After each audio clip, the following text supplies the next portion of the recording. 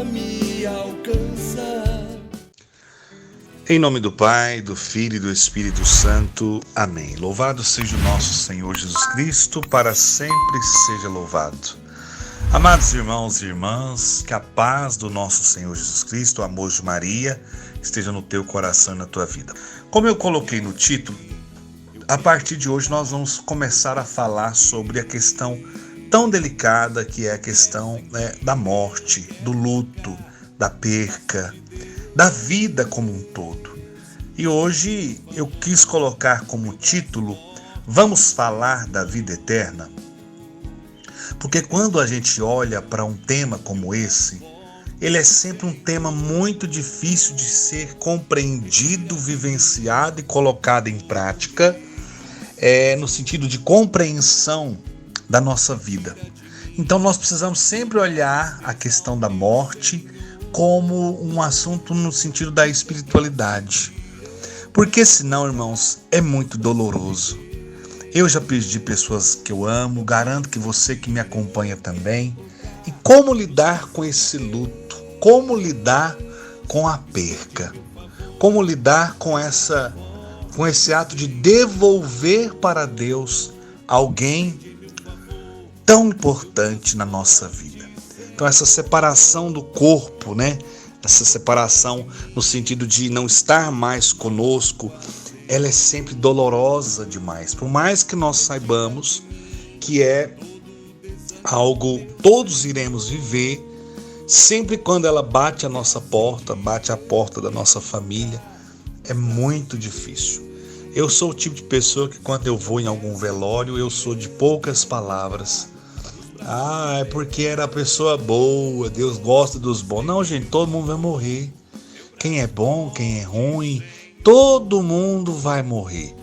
Então, não chora não, vai no velório, fala para a pessoa que perdeu alguém que ama para não chorar. Não, essas coisas, é estranho isso, Como não chorar? Se nós pegarmos na palavra, depois de um dia desses, na sequência aqui dessa meditação sobre a morte, nós vamos pegar até aquela passagem que Jesus chorou quando Lázaro morreu. Então, não é fácil lidar com a perca, com a morte. Mas, quando nós olhamos pela fé, nós somos capazes de vivenciar de uma forma diferente, sabendo que essa morte física é o caminho, a ponte é aquilo que nos conduz para a eternidade. Então, para ilustrar isso de forma clara, eu hoje trouxe a reflexão que está na segunda carta de Paulo aos Coríntios, capítulo 5, de 1 a 10. Eu particularmente gosto muito dessa leitura, porque eu acredito assim que ela traz de uma forma muito transparente a explicação sobre esse assunto que nós vamos refletir a partir de hoje. Sabemos com efeito que ao se desfazer a tenda que habitamos neste mundo, recebemos uma casa preparada por Deus e não por mãos humanas, uma habitação eterna no céu. E por isso, suspiramos e anelamos ser sobrevestidos da nossa habitação celeste, contanto que sejamos achados vestidos e não despidos, pois enquanto permanecemos nesta tenda, gememos oprimidos. Desejamos ser não despojados, mas revestidos de uma veste nova por cima da outra, de modo que o que há de mortal em nós seja absorvido pela vida.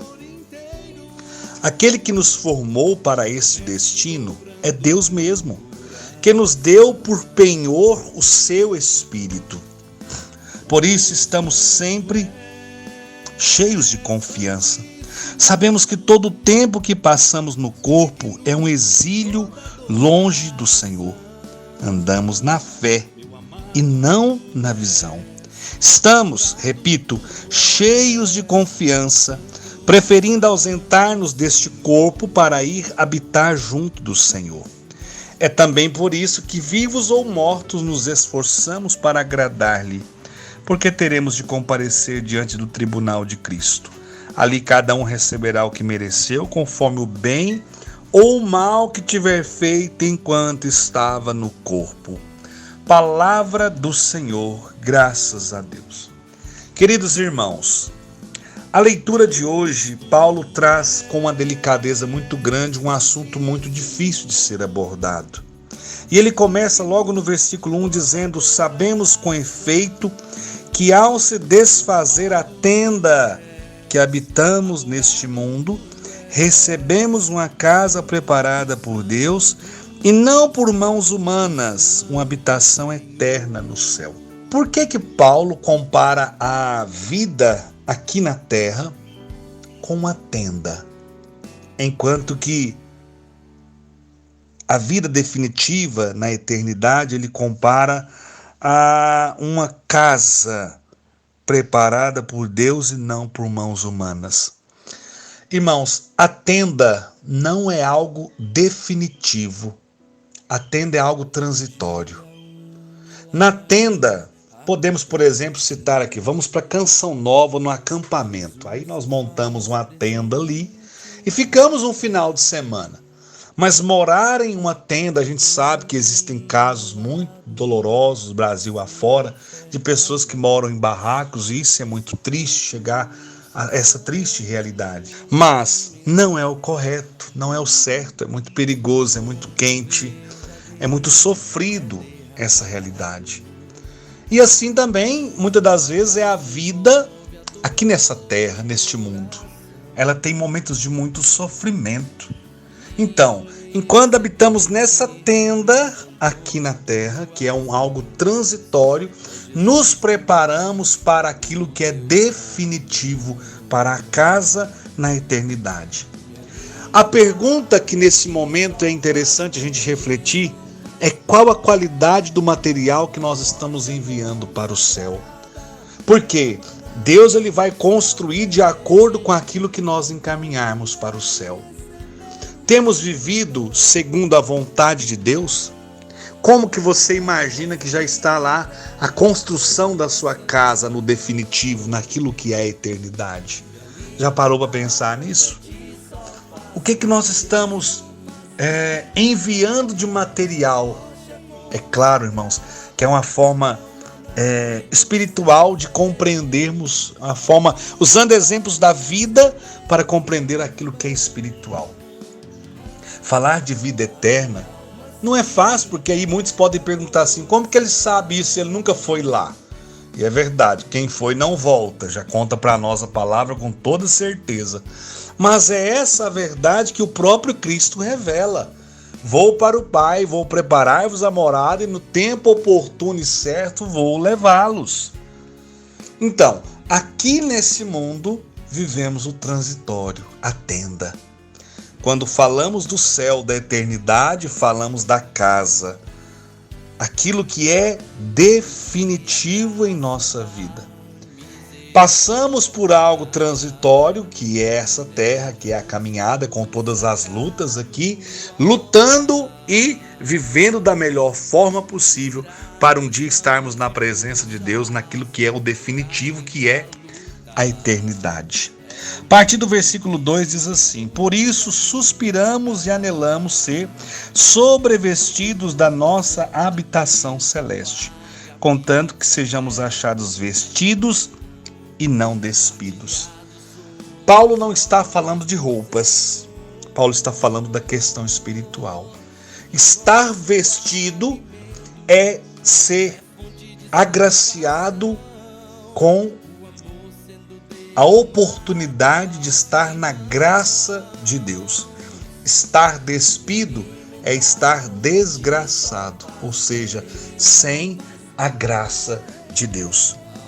A palavra está dizendo, olha, que Deus nos encontre vestidos, vestidos da graça, vestidos da vida eterna já impregnada dentro de nós. Eu quero a vida eterna, eu quero o céu, eu quero a santidade de vida. Por isso, eu quero com todo o empenho e esforço lutar para em algum momento, ou melhor, no momento certo, no momento de Deus, na hora de Deus, eu alcançar essa eternidade. Mas para isso é preciso estarmos então vestidos da graça. Por que o ato de tirar a própria vida é um pecado tão grave? Primeiro, porque vai contra o mandamento, não matar. E segundo, porque uma pessoa que tira a própria vida é como se ele rompesse com toda a graça de Deus. Nossa, isso é muito doloroso, meu Deus. Mas, João, quer dizer que então todos aqueles que tiraram a própria vida estão no fogo eterno? Não. Nós não podemos nunca dizer isso, irmãos. Nunca. Isso só pertence a Deus. Porque acima de tudo aquilo que ainda existe, nós nunca podemos esquecer da misericórdia de Deus. Nunca. A misericórdia tem que ser algo muito claro ao nosso coração. Muito claro. Então, dizer que alguém, porque fez uma atrocidade dessa, acabou, foi direto para o inferno, me perdoe assim a clareza que eu estou dizendo, porque eu sei que é muito doloroso para quem me ouve que já perdeu pessoas na família dessa forma. Eu já perdi, eu já encontrei, eu já ajudei pessoas a se livrarem dessa situação. E digo para você que é muito triste, como diz uma amiga minha, que é psicóloga, Ana, que inclusive acompanha as palavras de esperança, ninguém que tira a própria vida quer se matar, mas quer matar a dor que está dentro do seu peito e não sabe como. Um dia eu cheguei numa casa a pedido de uma mãe. A mãe sentiu que tinha algo de errado com o filho. Me ligou, era por volta do horário de almoço, eu estava trabalhando, saí correndo onde eu estava e ao chegar ali, eu batia no portão, ele não abria até que ele resolveu abrir. E quando esse filho de Deus chegou ali onde eu estava, ele estava com um alicate na mão, ele apontou na direção do fio de arame que ele havia arrumado para tirar a própria vida. Ali naquela hora eu peguei aquele jovem, encostei ele contra a parede, fui até muito duro com ele e disse para ele: meu filho, esse não é o caminho. E desculpa o que eu vou dizer, você está sendo muito egoísta, porque você quer tirar a dor do seu peito e ao fazer isso você vai causar a dor no sofrimento de toda a sua família, de todos os seus amigos. João, mas eu não aguento mais essa vida.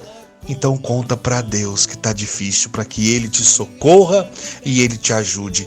Mas nunca vá contra a vontade de Deus. Nunca vá contra aquilo que Deus tem reservado para você.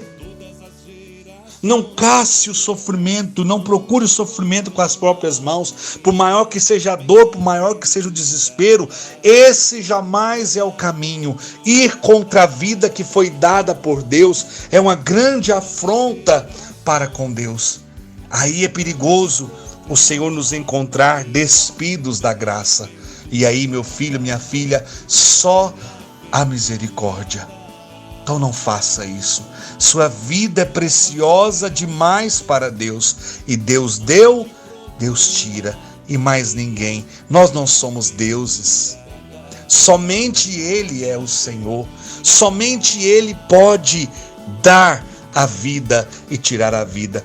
Nós não podemos brincar de ser deuses. Esse tempo e esse momento está somente aos cuidados do Senhor e de nenhum ser humano. Por isso que o ato de matar é um pecado tão grave que é como se nós estivéssemos tentando roubar o lugar que é somente de Deus. Muito, muito, muito cuidado. Versículo 4. Pois enquanto permanecemos nessa tenda, nesse mundo, gememos oprimidos. Desejamos ser não despojados, mas revestidos de uma veste nova por cima da outra, de modo que o que há de mortal em nós seja absorvido pela vida. Aquele que nos formou para esse destino é Deus mesmo, que nos deu por penhor, por garantia, o seu Espírito.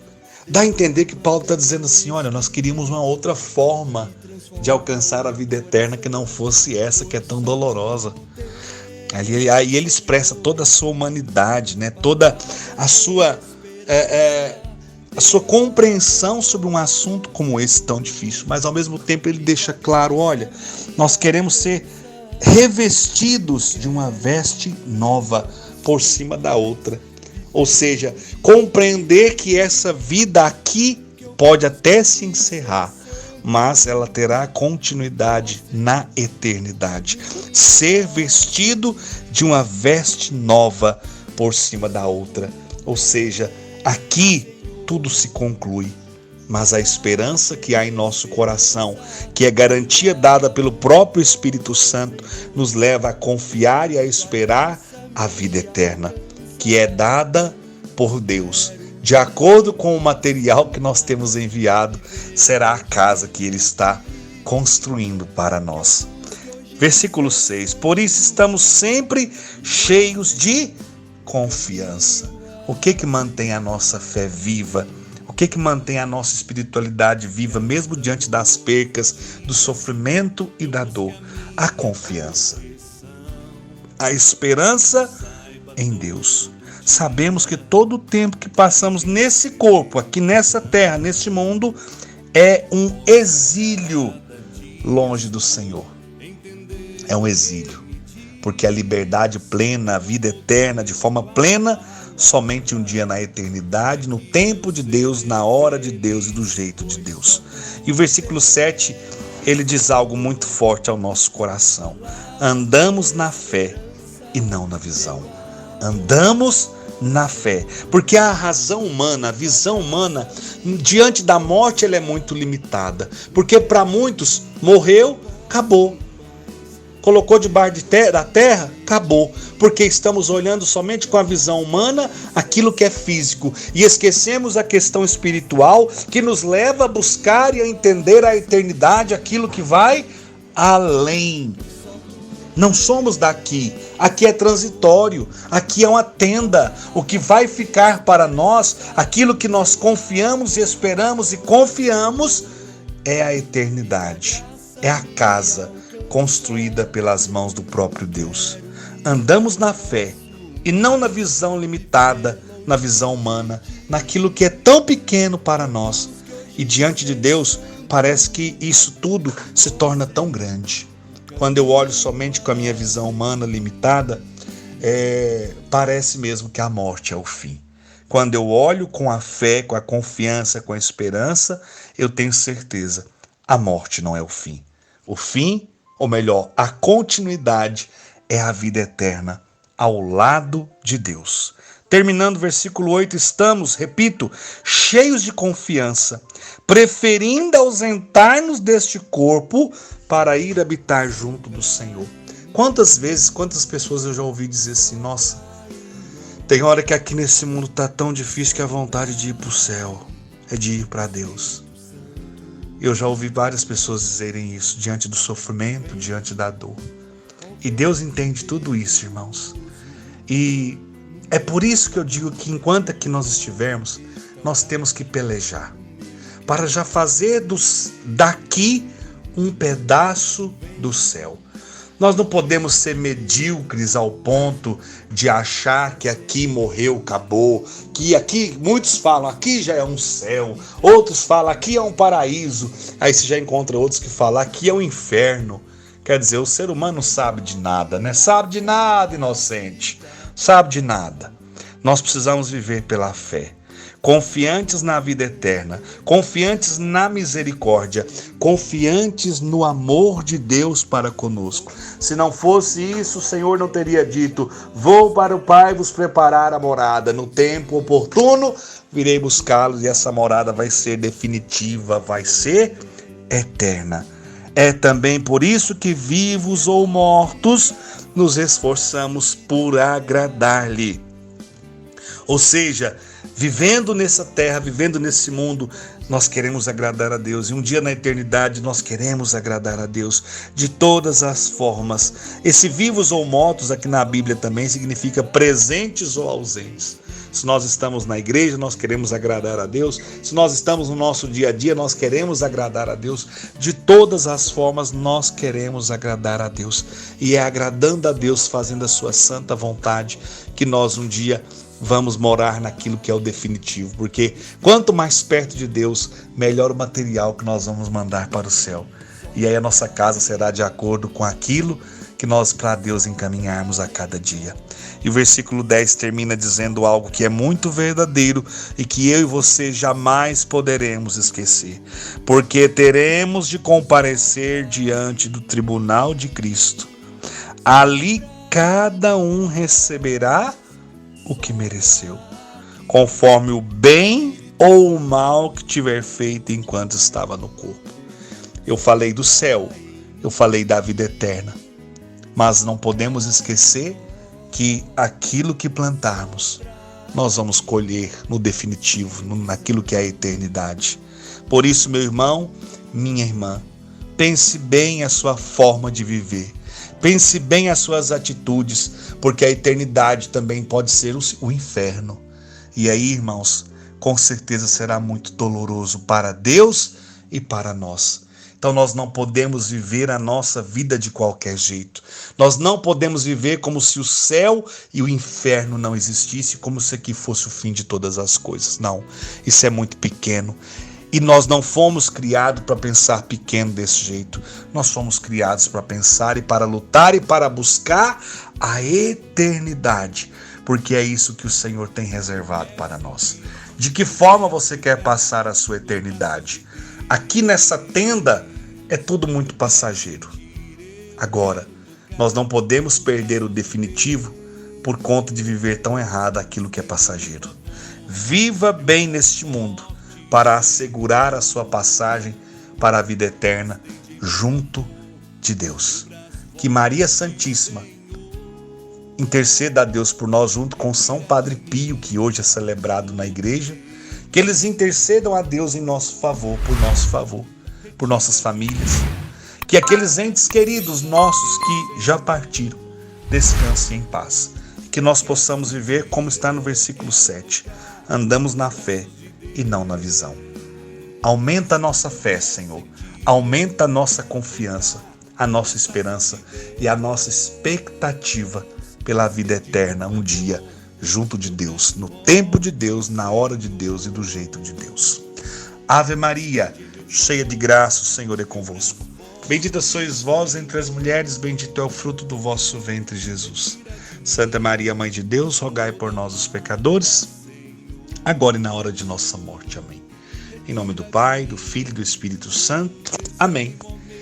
Amados, Deus abençoe a todos. Sede santos como Deus é santo e até amanhã. Pois só tu tens, Senhor, palavras de esperança.